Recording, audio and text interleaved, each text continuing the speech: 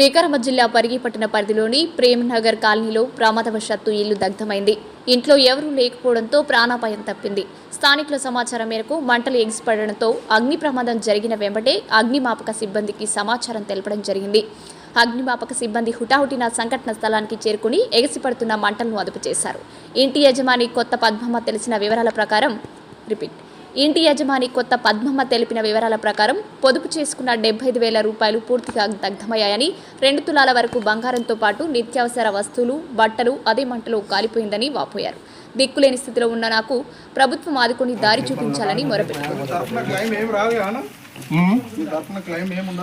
Insurance ఇట్లా ఉంటే మేము ఫైర్ అటెండెన్స్ వస్తుంది మా దగ్గర నంబర్లు కనిపిస్తున్నాయి. 75,000 ఇంపార్టెంట్ కొంచెం ఇక్కడ బయటికి రాక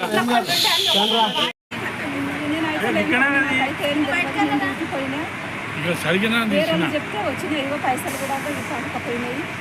2 తులాల బంగారం కూడా అనుకుంటే ఆ డబ్బులు వేసి పెట్టించి దాని పాటు ఆ డబ్బనే లేదు. ఒకటే దొరికింది మాకు ఆధారం. ఎన్ని పైసలు పెట్టినావు? 75,000 నుంచి పెట్టింది. అప్పుడు అందులో నుండి ఒకటా నుంచి పెట్టి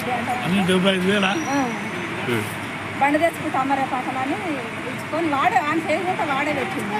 మేము అత్తమ్మ అన్న పేరు పద్మమ్మ, గ్రామ పంచాయతీలో పనిచేస్తాం. తన మధ్యాహ్నం భోజనం చేసుకుని డ్యూటీ పోయిన టైంలో ఎవరు లేరంటో ఇల్లు అనుకుపోయింది. అందరూ పక్కింటి వాళ్ళు ఫోన్ చేసి వచ్చేసరికి ఇల్లు మొత్తం అనుకుపోయింది. పొద్దున్నే ఆమె 75,000 తెచ్చి తన కొడుకు బండి తెచ్చుకుంటే ఇంట్లో పెట్టింది మా బామ్మకి. ఆ 75,000 కాలిపోయినా 2 తులాలు బంగారం ఉన్నట్టు బంగారం కాలిపోయింది. ఏం లేదు, కట్టుబట్టతో మిగిలి ఉన్నారు. వీరాశ్వరుడు గారు వాళ్ళు చాలా పేదవాళ్ళు, గ్రామ పంచాయతీలో పని చేసుకుంటారు.